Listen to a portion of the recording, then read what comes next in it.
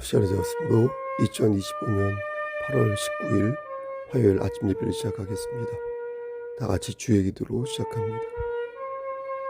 하늘에 계신 우리 아버지여, 이름이 거룩히 여김을 받으시오며 나라가 임하옵시며 뜻이 하늘에서 이루어질 것 같이 땅에서도 이루어지이다. 오늘 우리에게 일용할 양식을 주시옵고, 우리가 우리에게 죄진 자를 사하여 준 것 같이 우리의 죄를 사하여 주시옵고, 우리를 시험에 들게 하지 마시옵고 다만 악에서 구하옵소서. 나라와 권세와 영광이 아버지께 영원히 있사옵나이다. 아멘. 우리의 생사복을 주관하시는 하나님 아버지, 하나님의 크신 사랑을 진심으로 감사드립니다. 오늘도 우리에게 새로운 하루를 허락하셔서 예배로 하루를 열 수 있도록, 예배 드릴 수 있도록 인도하여 주심을 감사합니다. 하나님, 지난 하루를 돌아볼 때에 여러 가지 죄를 지었음을 기억합니다. 만약 우리가 죄를 회개하지 아니하고 오늘 하루를 맞이했다면 하나님, 우리의 죄를 씻어주시고 이 시간 정결한 마음으로 하나님께 예배드릴 수 있도록 은총 베풀어 주시옵소서. 우리가 갖는 정욕과 망상과 오만과 교만, 이러한 마음을 버릴 수 있도록 하시고, 만약 버릴 수 없다면 성령의 능력으로 아름답게 성화되어 갈 수 있도록 하시고, 늘 깨어 기도하고 말씀 보고 찬양하면서 하나님의 나라를 기다리는 자, 그리하여 아름답게 구원을 성취해 나가는 자 될 수 있도록 우리의 삶을 강권적으로 주관하여 주시옵소서. 우리 교회를 위해 기도합니다. 우리 교회가 이 지역사회에서 구원의 방주로서의 역할을 잘 감당할 수 있도록 하시고, 빛과 소금의 역할을 잘 감당함으로써 하나님을 기쁘시게 하는 교회 공동체 되게 역사하여 주시옵소서. 또한 우리의 자녀들을 위해 기도합니다. 하나님을 인격적으로 만날 수 있도록 하시고, 저들이 진심으로 하나님을 경외함으로 말미암아 하나님께서 예비하신 그 복들을 받아 누리는 우리의 자녀들에게 하나님 강권적으로 또한 역사하여 주시옵소서. 이 시간 간절히 바라옵고 하는 것은 심신이 연약한 우리의 지체들을 위해 기도합니다.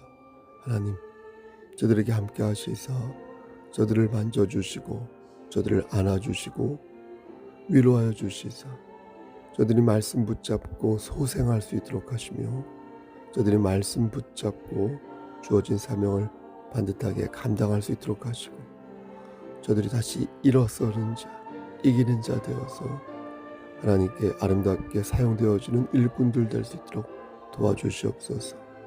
그러기 위해서는 저들에게 하나님 건강한 몸과 마음을 하나님께서 허락하셔야 저들이 일어서고 저들이 말씀 붙잡고 하나님 중심의 삶을 살게 될 줄 믿사오니 저들의 오장육부를 건강하게 만들어 주시옵소서.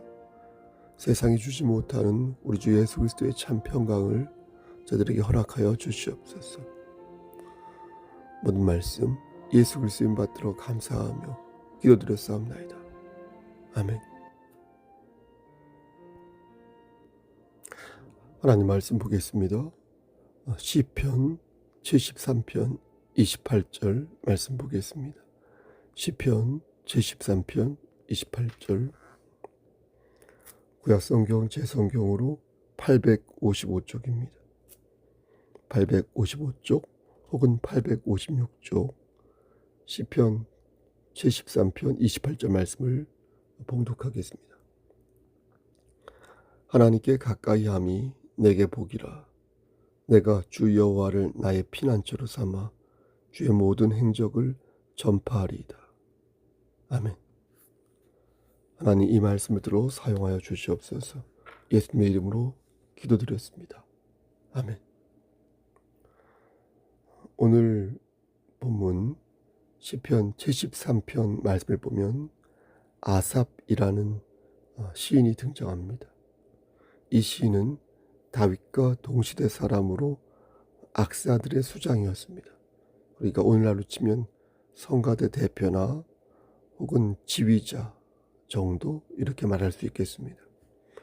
근데 재밌는 것은 업무 용어 중에 아삽이란 단어가 있다는 것입니다.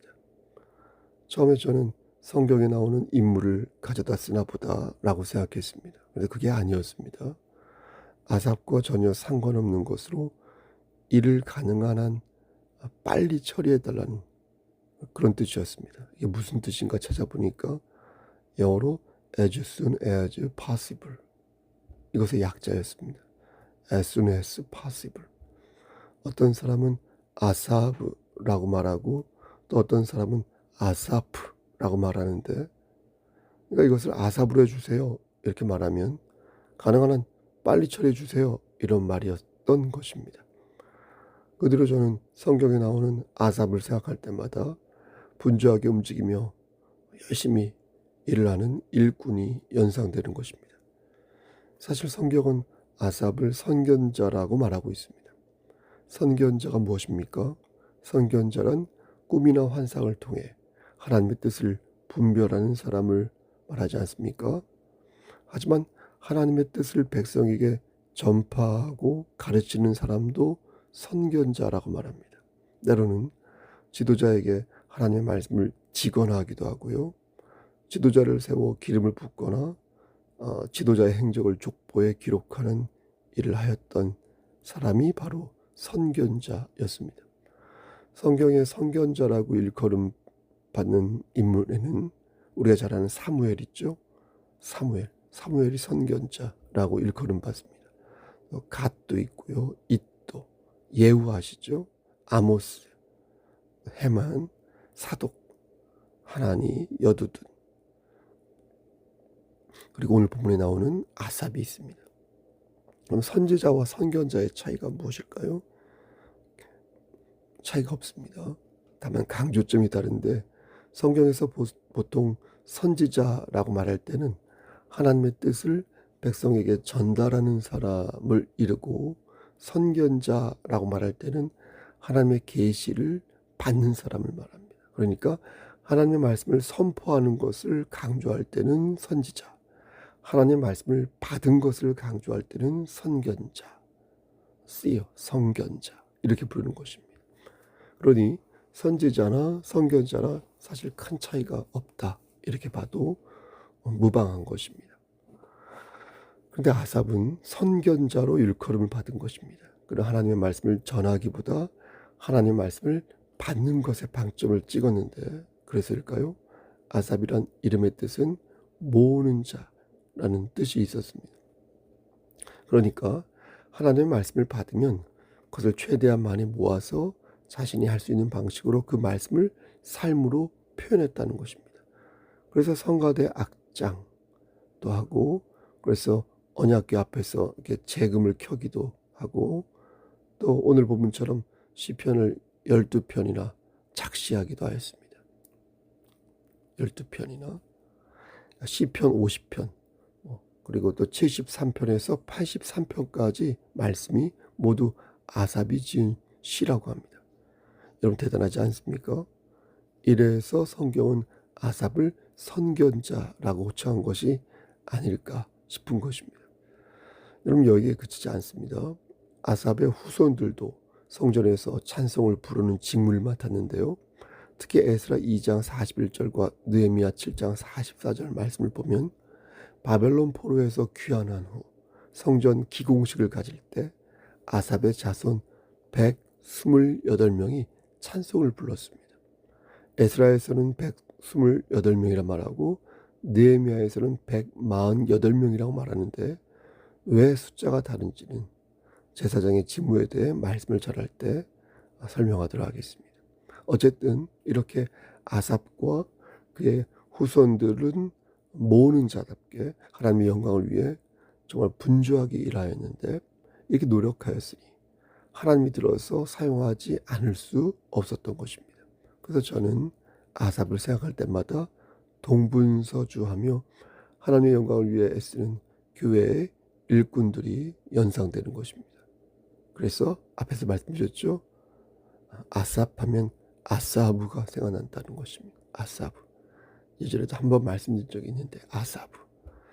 그런데 이런 아삽도 풀리지 않는 궁금증이 있었던 것 같습니다.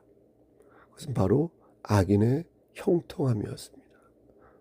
놀라운 것은 악인의 형통이 일반적인 형통이 아니라 만사 형통이었다는 것. 만사 형통. 아삽은 이것을 이렇게 표현했습니다. 4절 말씀에 그들은 죽을 때에도 고통이 없고 그 힘이 강건하여 이렇게 말씀합니다. 보통 죽을 때는 고통이 있거나 힘이 다하여 막 숨이 목까지 차는데 죽을 때에도 고통이 없다는 것입니다. 이는 죽을 때까지 고통 없이 살다가 편안하게 간다는 것입니다. 거기에 덧붙여 그 힘이 강건하다고 하였으니 그러니까 오래 살면서 우리의 기도 제목 아닙니까? 건강하기까지 하였다고 하니까 이거야말로 만사 형통이 아니고 뭐겠습니까? 여러분 그렇지 않습니까? 아삽은 5절에서 계속 말하기를 악인에게 고난이 없다 이렇게 말합니다. 몸도 건강하고 죽을 때까지 고통 없이 살다가 가는 것도 이해할 수 없는데 고난까지 없으니까 아무리 이해하려고 해도 자기 이해할 수 없다는 것입니다. 근데 여러분 악한 놈의 행복은 여기에 그치지 않습니다. 5절 말씀 보니까 악한 놈이 고난이 없을 뿐만 아니라 재앙도 없다 이렇게 말해요. 재앙도. 악한 놈이 지진도 비켜가고 전염병도 비켜가고 온갖 재해를 다 비켜가서 아무런 재앙 없이 천수를 누리다가 가는 것을 보면서 아삽은 그러한 상황을 도저히 이해할 수 없다 이렇게 말한 것입니다. 여러분 악인이 그렇게 살면 어떻게 되겠습니까? 그들은 하나님 앞에서 교만한 모습을 보일 것입니다.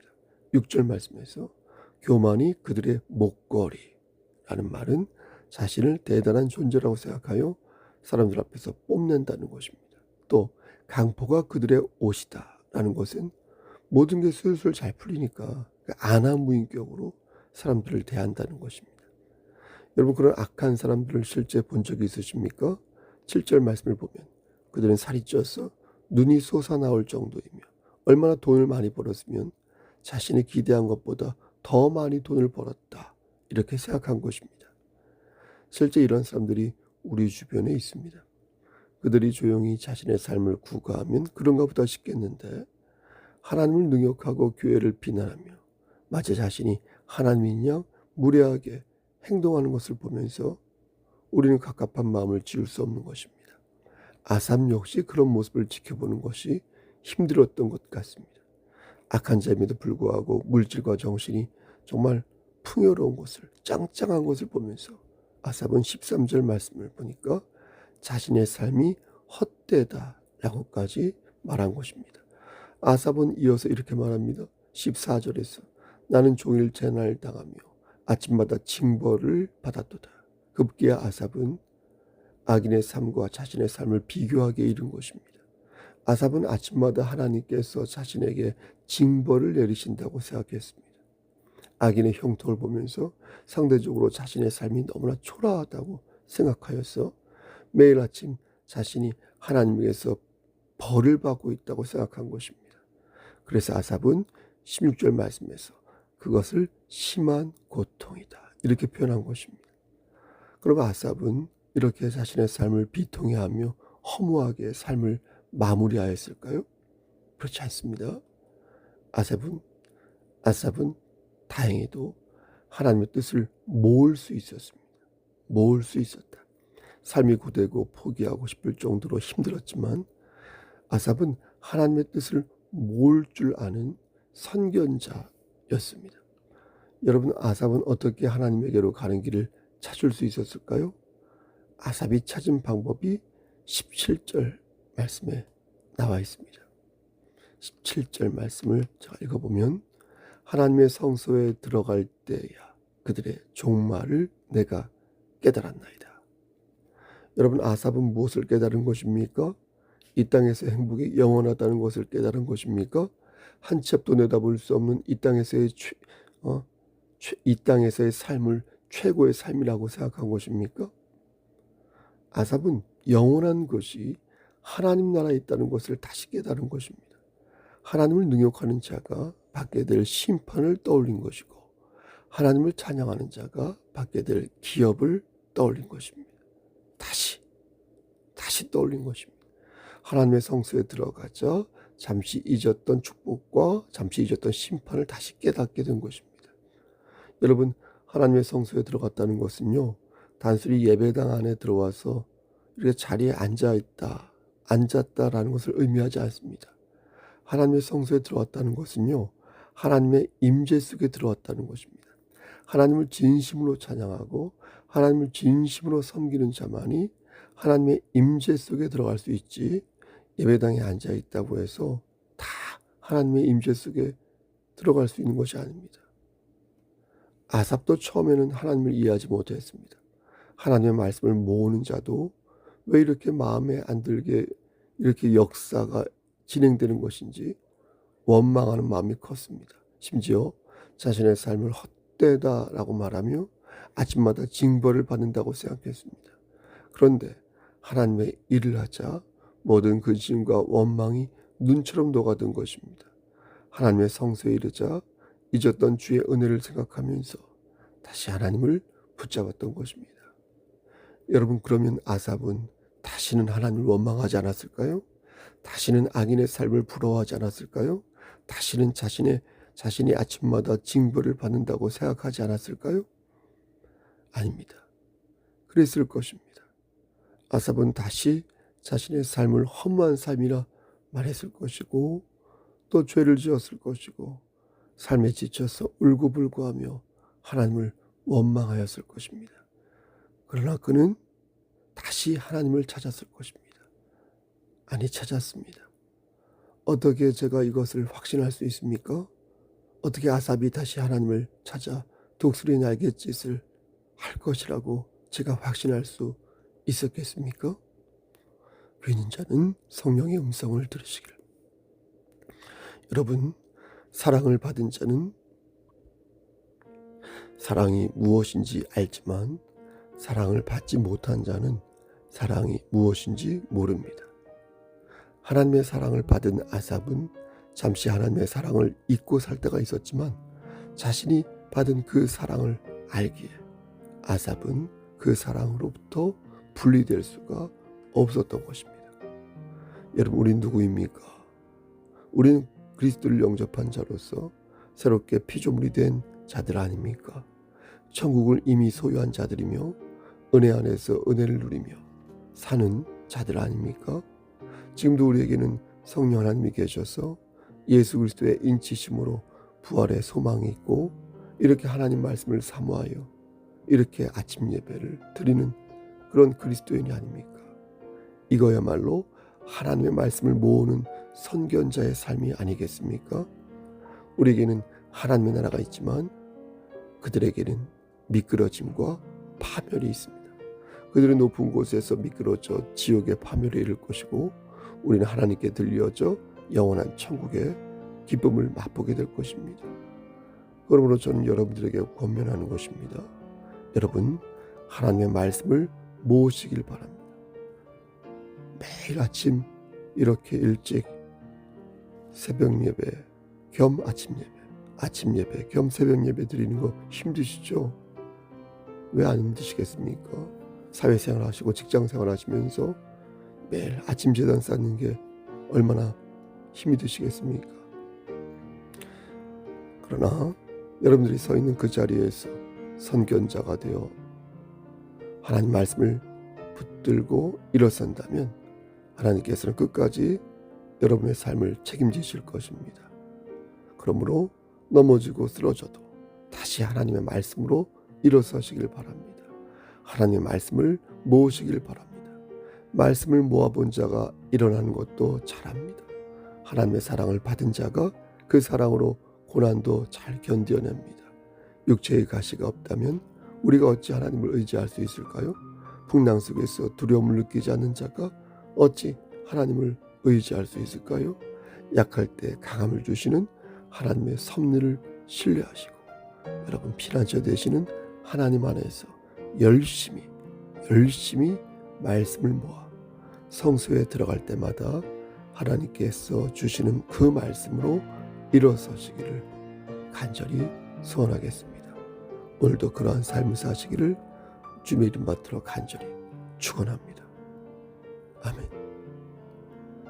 이제는 우리를 죄에서 구속하여 주신 우리 구주 예수 그리스도의 은혜와 아버지 하나님의 만극하신 그 사랑하심과 성령 하나님의 교통하시고 인도하시는 모든 역사하심이 죄를 지었어도 넘어졌어도 무기력함에 빠졌어도 다시 말씀 붙잡고 독수리 날갯짓을 하기를 소원하는 여기 모인 성도와 그들의 가정과 이 제단과 이 나라 위에 하나님의 사랑하심이 세세토록 함께 계실지어다. 아멘.